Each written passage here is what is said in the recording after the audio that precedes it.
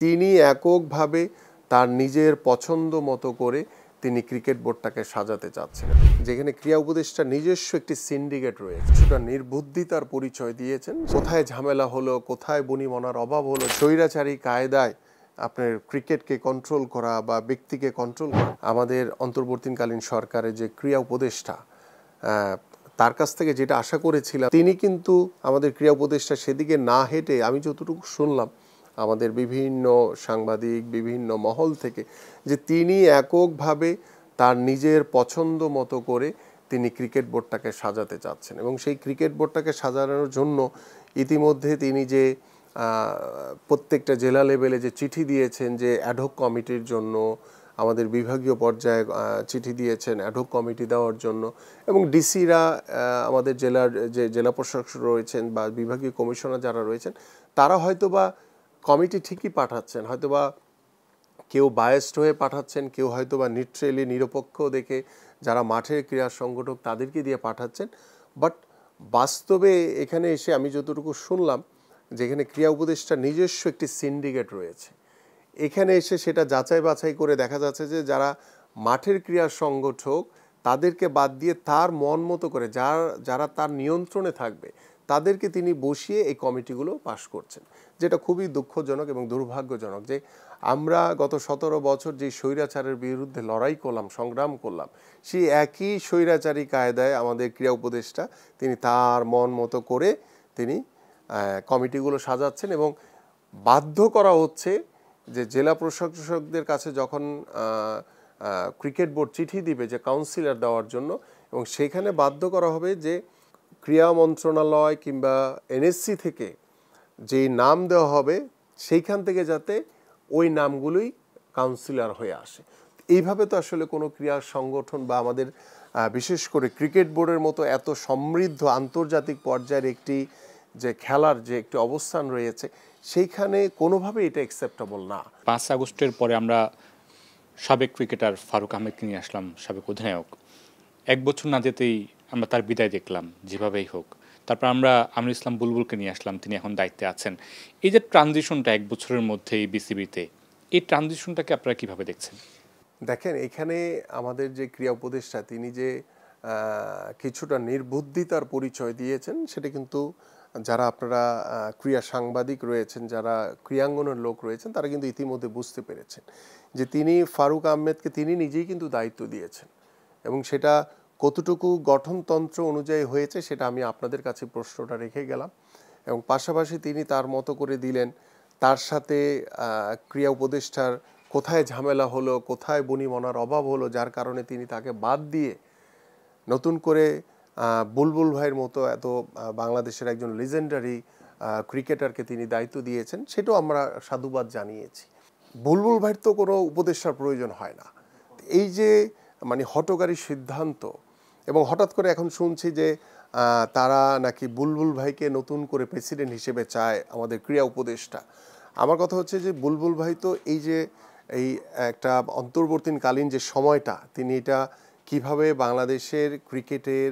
আইসিসির দ্বারা নিয়ন্ত্রিত যে নির্বাচনটা সেটাকে কিভাবে সুন্দরভাবে করতে পারেন, এই চেষ্টা করা উচিত হচ্ছে আমি মনে করি বুলবুল ভাই। কিন্তু বুলবুল ভাই নিজেই যদি কোনো কারণে ওই ক্রীড়া উপদেষ্টার কথায় যদি সভাপতি পদে আদিষ্ট হন, তাহলে কিন্তু আবারও প্রশ্নবিদ্ধ হবে বাংলাদেশের ক্রিকেট। এবং খুব দুর্ভাগ্যজনকভাবে বলতে হয় যে বেশ কিছুদিন আগে দেখেছি যে ক্রিকেট বোর্ডে দুদকের যেই ঢোকা এবং দুদক এই যে ক্রিকেট বোর্ডকে নিয়ে যে বিভিন্ন যে সমস্যাগুলো নিয়ে কথা বলা, এটা আমার কাছে মনে হয়েছে যে ক্রিকেটকে কিছুটা হলো কলুষিত করেছে। তা আমরা ডেফিনেটলি যদি কোনো দুর্নীতি বা কোনো কিছু থাকে সেটা অবশ্যই দুদক সেটা দেখবে, কিন্তু সেটা ক্রিকেট বোর্ডে ঢুকে ক্রিকেটের ক্লাবগুলো নিয়ে ছোট ছোট কিছু ইন্টেনশনটা ভালো ছিল না। আমি শুনেছি যে ফারুক ভাইয়ের যখন দায়িত্বে ছিলেন বেশ কিছু ক্লাব নিয়ে ফারুক ভাইয়ের বোধহয় কিছু দ্বিমত ছিল, সেই দ্বিমতগুলো তার মতো করে হয়নি দেখে কিন্তু ফারুক ভাই নিজেই অ্যালাউ করেছেন যে দুদক আসুক, এসে ওই ক্লাবগুলোকে আটকিয়ে রেখে কিভাবে সে বাদ দিয়ে ওই ক্লাবগুলোকে পরবর্তীতে সে নির্বাচনে অংশগ্রহণ করতে পারে। এই যে বুলবুল ভাই আজকে যখন আমাদের ক্রীড়া উপদেষ্টা চাচ্ছেন যে সে প্রেসিডেন্ট হোক, ঠিক ফারুক ভাই থাকাকালীন সময় কিন্তু ক্রীড়া উপদেষ্টা চেয়েছিলেন যে ফারুক ভাই বোর্ডের প্রেসিডেন্ট হবে। এই যে মানে সমন্বয়হীনতা, এই যে এককভাবে সেই স্বৈরাচারী কায়দায় আপনার ক্রিকেটকে কন্ট্রোল করা বা ব্যক্তিকে কন্ট্রোল করা, এটা আমার কাছে মনে হয় না যে 5 তারিখের পরবর্তীতে সময়ে আমরা এটা বাংলাদেশের ক্রীড়াঙ্গন থেকে এটা আমাদের কখনোই আমরা আশা করি নাই। এবং এটি আমি আপনাদেরকে আশ্বস্ত করতে চাই, আগামী ফেব্রুয়ারিতে যে নির্বাচন হবে সেই নির্বাচনে ইনশাআল্লাহ বাংলাদেশ জাতীয়তাবাদী দল বিএনপি যদি নির্বাচিত হয়, আমরা বাংলাদেশ ফুটবল ফেডারেশন থেকে শুরু করে বাংলাদেশের ক্রিকেট বোর্ড, বাংলাদেশের প্রত্যেকটি ফেডারেশন, এনএসসি, প্রত্যেকটি জায়গাতে আমরা পরিপূর্ণভাবে যারা আওয়ামী দোসর ছিল তাদেরকে মুক্ত করা হবে এবং যারা আওয়ামী দোসররা এই বিগত 17 বছর থেকেও এখনও ক্রিকেট বা ফুটবল বা বিভিন্ন স্পোর্টসকে নিয়ন্ত্রণ করার চেষ্টা করছে, তাদের যদি কারো বিরুদ্ধে কোনো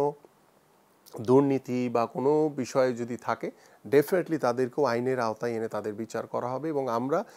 সকল ফুটবল ফেডারেশন থেকে শুরু করে ক্রিকেট বোর্ড এবং প্রত্যেকটি ফেডারেশন, বাংলাদেশের সকল ডিএফএ বা বাংলাদেশের প্রত্যেকটি ক্রীড়া সংগঠক যারা রয়েছেন, আমরা সবাইকে একত্রিত করে নিউট্রালি, নিরপেক্ষভাবে, দলীয়করণ মুক্ত, রাজনীতিকরণ মুক্ত রেখে আমরা ক্রীড়াঙ্গনটাকে নতুনভাবে সাজাতে চাই, যেখানে রাজনীতির কোনো লেশমাত্র থাকবে না। তা আমি ইতিমধ্যেই সিদ্ধান্ত নিয়েছি যে আমি বিএনপির একজন স্পোর্টস সেক্রেটারি হিসেবে, একজন স্পোর্টস খেলোয়াড় হিসেবে, যে আমি এনএসসির কাছে চিঠি দিব এবং প্রত্যেকটা জেলা এবং প্রত্যেকটি বিভাগীয় কমিশনারের কাছে আমি চিঠি দিব যে আমরা চাই যে প্রত্যেকটি অ্যাডহক কমিটিতে যাদেরকে দেওয়া হয়েছে সেখানে পুনর্বিবেচনা করে যাদেরকে ইন্টেনশনালি বাদ দেওয়া হয়েছে সবগুলোকে নতুনভাবে পুনর্গঠন করার একটি আশা তাদের কাছে করব এবং তাদের কাছে ওই প্রত্যাশাটা আমরা করি। পাশাপাশি ক্রিকেট বোর্ডকে সামনে রেখে যে নির্বাচন, সেখানে যাতে পরিপূর্ণভাবে ওই আওয়ামী দোসরদেরকে বাদ দিয়ে এবং ক্রীড়া উপদেষ্টা তিনি যেভাবে নিজের মতো করে সাজিয়ে নেওয়ার চেষ্টা করছেন, সেখান থেকেও দূরে সরে এসে যাদেরকে দিয়ে নিউট্রালি করলে আমাদের ক্রিকেট বোর্ডটা সমৃদ্ধশালী হবে সেইভাবে যাতে করে, সেই প্রত্যাশাটা তাদের কাছে করি। এবং এইখানে আমার কাছে মনে হয় যে আমাদের যারা